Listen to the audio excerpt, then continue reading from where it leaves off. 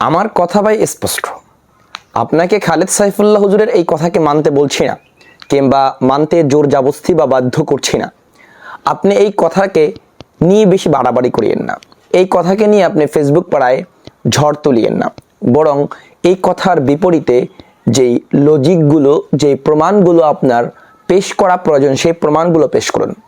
এর বিপরীতে কি আপনার কোনো কথা আছে যে কথাটি এই কথাকে ঘায়েল করতে পারবে, এই কথাকে রদ করতে পারবে? তাহলে সেটিকে নিয়ে আসুন। আপনারা কৌমিক সন্তান, আপনারা দেওবন্দের সন্তান, আপনারা আদর্শবান ছাত্র, আপনারা আদর্শবান ওলামা তলাবাদের অন্তর্ভুক্ত।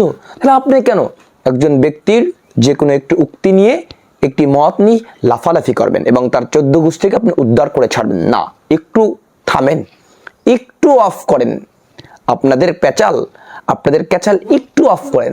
শুনুন, আমার কথা হচ্ছে, আজকে খালেদ সাইফুল্লাহ সাহেব যদি মিথ্যা বলে থাকে, হেফাজত ইসলাম বাংলাদেশের 5ই মে শাপলা চত্বরে কোনো হত্যা হয়নি।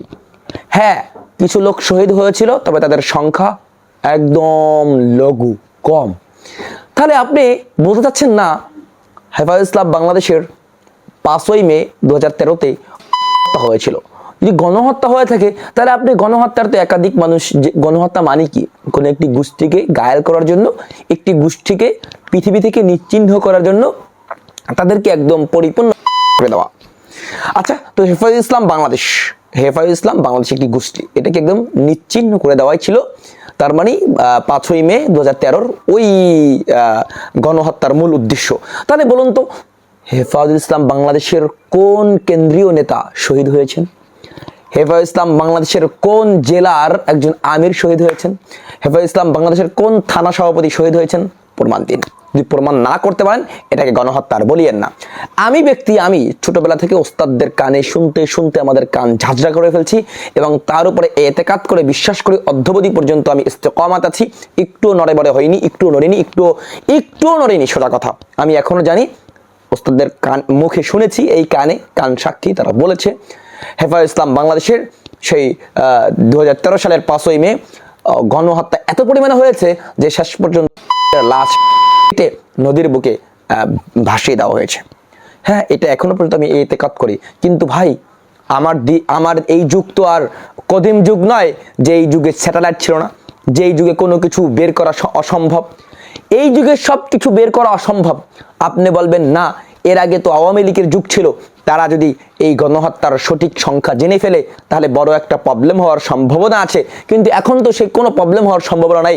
এখন তো সেই যেই বিএনপি এই 5ই মেকে উস্কে দেওয়ার জন্য মূল হোতা ছিল, এই বিএনপির প্ররোচনায় আজকের মানে কি বলা হয়, সেই 13 সালের 5ই মের গণহত্যা, আপনারা যেটাকে গণহত্যার রূপ দিয়েছেন, গণহত্যা হিসেবে যেটাকে আপনারা চালিয়ে দিয়েছেন, সেটা হয়েছিল। তাহলে বিএনপির এই আমলে কেন শাপলা চত্বরের সেই গণহত্যার সঠিক তালিকা প্রকাশে বিলম্ব করা হচ্ছে, কালক্ষেপণ করা হচ্ছে? এর মানে ডাল মে কুচ কালা है। এর মানে বাধ্য হয়ে হলেও আপনি খালেদ সাইফুল্লাহ সাহেবের এই মতকে, এই কথাকে, এই উক্তিকে মেনে নেবেন। আপনি গলতকরণ অবশ্যই করবেন, আপনাকে করতে হবে, কারণ আপনার এর বিপরীতে কোনো প্রমাণ নেই, কোনো যুক্তি নেই। আপনি একটি মাত্র প্রমাণ পেশ করুন যে না, 5ই মে গণহত্যায় কি বলা হয়, 20 জন মারা গিয়েছিল, 100 জন মারা গিয়েছিল, 200 জন মারা গিয়েছিল, 300 জন মারা গিয়েছিল। কই তার তালিকা দেখান। এই বিএনপির যুগে যদি সেটা সম্ভব না হয়, তাহলে কোনো যুগেই সেটা সম্ভব হবে না। এই বিএনপির আমলে যদি সেটা সম্ভব না হয়, তাহলে কোনো যুগেই, কোনো আমলেই, কোনো সরকারের আমলেই সেটা সম্ভব হবে না। কারণ বিএনপি ছিল 5ই মে শাপলা চত্বরে আমাদের সবচেয়ে বড় সহযোগী। তারা আমাদের মঞ্চে উঠে স্পষ্ট বক্তব্য দিয়েছিলেন। মির্জা ফখরুল ইসলামের বক্তব্যগুলো এখনো নেট দুনিয়ায় ভাসতেছে, সেগুলো আপনারা দেখুন। সুতরাং খালেদ সাইফুল্লাহ সাহেব যে কথা বলেছে, আমি এই কথাকে 100%, আমি 100% এই কথাকে আমি একমত বলে আমি উত্থাপন করছি, একমত বলে আমি পেশ করছি, এবং একমত বলে আমি দাবিও জানাচ্ছি যে এটি সঠিক। এর বিপরীতে কোনো কথা নেই। যদি বিপরীতে কোনো কথা থাকে, তাহলে এটা যদি কোনো ইসলামের জন্য হয়ে থাকতো, 5ই মে 75-এর এই ইতিহাস যদি কোনো ইসলামের জন্য হয়ে থাকতো, তাহলে আপনি আমাকে বলুন তো, এই কি বলা হয় 5ই মের পূর্বে কেন, আন্দোলনের পূর্বেই কেন বিএনপি সরকারের সাথে আতাত করে একাকার হয়ে কে কোন পদ নেবে, কে কোন মন্ত্রিত্ব লাভ করবে, সেগুলো কেন ভাগাভাগি হয়েছিল? আমাকে বলুন, কেন ভাগাভাগি হয়েছিল? ভাগাভাগি হওয়ার একাধিক প্রমাণ আছে। বর্তমানে নেট দুনিয়ায় আপনি সার্চ করুন, একাধিক প্রমাণ পাবেন। এবং আমি আশা করছি হেফাজত ইসলামের কাছেও হেফাজত ইসলামের কাছেও সেই নথি এখনো আছে যে তারা কে কোন পদে, কে মন্ত্রী হবে, কে প্রধানমন্ত্রী, কে স্বরাষ্ট্রমন্ত্রী হবে, সেগুলো সব তাদের কাছে ভাগ বটোয়ারা ছিল। বিএনপি সরকার এবং জামাত ইসলাম মিলে, কি বলা হয়, হেফাজত ইসলাম মিলে। তার মানে এটা ইসলামের জন্য ছিল না, এটা ছিল ব্যক্তির জন্য। আমাদের যদি এটা যদি কোনো গণহত্যা হয়ে থাকে, সেটা আমাদের দায়ী, সেটা আমাদের গণহত্যা, যে আমরা শহীদ হয়েছি তোমাদের লোভের জন্য। এটা কোনো ইসলামের জন্য ছিল না। তোমরা নিজেদের স্বার্থ হাসিল করতে যখন দেখছো না পেরেছো, তোমরা উট করে বিদেশ চলে গিয়েছো, লন্ডন চলে গিয়েছো। তো দোষ কার? আমাদেরকে কেউ যদি আহত হয়, আমি দেখেছি যে পাগড়িওয়ালা যেই লোকটাকে কি বলা হয় রক্ত ঝরছিল, হেফাজত ইসলামের বাংলাদেশের কি বলা হয় 13 সালের 5ই মের যে ছবিটি সবচেয়ে বেশি ভাইরাল হয়েছিল, আমাদের সবুজ পাগড়ি পরা চরমনায়ের লোক।